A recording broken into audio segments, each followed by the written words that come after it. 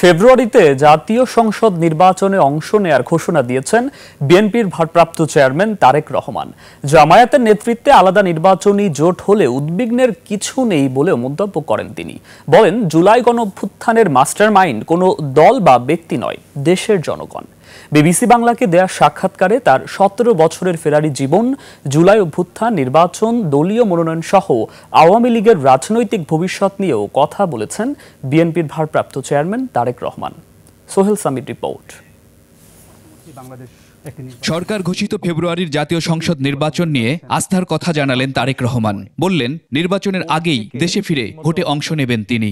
যত দ্রুত নির্বাচন হবে, যত দ্রুত দেশের মালিক যারা অর্থাৎ জনগণ, তাদের কাছে যখন সেই অধিকার ফিরিয়ে দেওয়া হবে, তারা যখন সিদ্ধান্ত নেবে, অর্থাৎ দেশের মালিক যখন সিদ্ধান্ত নেবে দেশ কারা কিভাবে পরিচালিত করবে, তত দ্রুত দেশে স্থিতিশীলতা ফিরে আসবে। মা বেগম খালেদা জিয়ার নির্বাচনী কার্যক্রমে অংশ নেয়া শারীরিক অবস্থার উপর নির্ভর করবে বলে জানালেন তারেক রহমান। জেলখানায় নিয়ে যাওয়া হলো, আমরা দেখেছিলাম একজন সুস্থ মানুষ গিয়েছেন, কিন্তু যখন বেরিয়ে এসেছেন একজন অসুস্থ মানুষ বেরিয়ে এসেছেন, তাকে চিকিৎসার সুযোগ থেকেও বঞ্চিত করা হয়েছে। ওনার শারীরিক ফিজিক্যাল এবিলিটির উপরে বিষয়টি কিছুটা হলেও নির্ভর করছে। নিজেকে জুলাই অভ্যুত্থানের মাস্টার মাইন্ড মনে করেন না তারেক রহমান। বললেন, মাস্টার মাইন্ড দেশের জনগণ। দল মত নির্বিশেষে, শ্রেণী বিন্যাস নির্বিশেষে প্রত্যেকটি মানুষের অবদান আছে। এই আন্দোলন ছিল বাংলাদেশের জনগণের আন্দোলন, যারা গণতন্ত্রে বিশ্বাস করেন।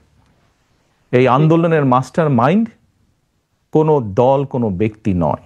এই আন্দোলনের মাস্টার মাইন্ড বাংলাদেশের গণতান্ত্রিক জনগণ। জামাতের নেতৃত্বে আলাদা নির্বাচনী জোট হলেও উদ্বেগের কিছু নেই মন্তব্য করে বললেন, নির্বাচনে প্রতিযোগিতা থাকাটাই স্বাভাবিক। 71 সালে কোনো রাজনৈতিক দল যদি তাদের কোনো বিতর্কিত ভূমিকা থেকে থাকে, তাহলে তাদের জবাব তারাই দিবেন। শুধু দলের নেতাকর্মী নয়, এলাকার মানুষের সাথে যার ভালো সম্পর্ক তাকেই নমিনেশন দেবে বিএনপি। আমরা কিন্তু দলের নেতৃত্ব নির্বাচন করছি না, আমরা নির্বাচন করছি এমন একজন ব্যক্তিকে যে শুধু দলেরই সমর্থন নয়, বরং দলমত নির্বিশেষে ওই এলাকার অধিকাংশ মানুষের সমর্থন যার প্রতি আছে, আমরা এরকম একজন মানুষকে বের করে আনতে চাইছি।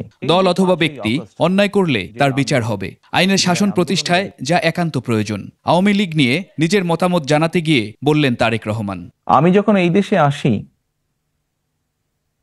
আমার সুস্থ মাকে আমি রেখে এসেছিলাম, একটি ঘর রেখে এসেছিলাম, যেই ঘরে আমি এবং আমার ছোট ভাই বড় হয়েছি, যেই ঘরে আমার বাবার স্মৃতি ছিল,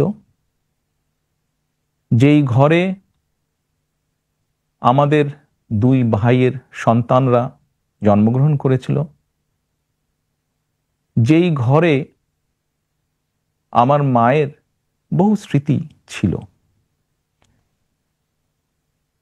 সেই স্মৃতিগুলোকে ভেঙে চুরে ধুলায় মিশিয়ে দেওয়া হয়েছে। যে ভাইকে আমি রেখে এসেছিলাম সেই ভাই এখন আর নেই। যেই সুস্থ মাকে রেখে এসেছিলাম সেই সুস্থ মা এখন সুস্থ নেই। শুধু অসুস্থই নন, ওনার উপরে মানসিক এবং শারীরিক নির্যাতনও করা হয়েছে। আমি আমার পরিবারের যেই কাহিনী আপনাদের সামনে তুলে ধরলাম, এটিকে আপনারা কাহিনী বলুন বা সংগ্রাম বলুন, যেটাই বলুন না কেন, এটি শুধু আমার কাহিনী না বা আমার পরিবারের কাহিনী না। এরকম কাহিনী বাংলাদেশের শত না হাজার হাজার পরিবারের। দীর্ঘ প্রবাস জীবনের অবসান ঘটিয়ে দেশে আসার প্রত্যাশার কথাও জানালেন বিএনপির এই শীর্ষ নেতা। জনগণ। সোহেল সামি, 21 টেলিভিশন, ঢাকা।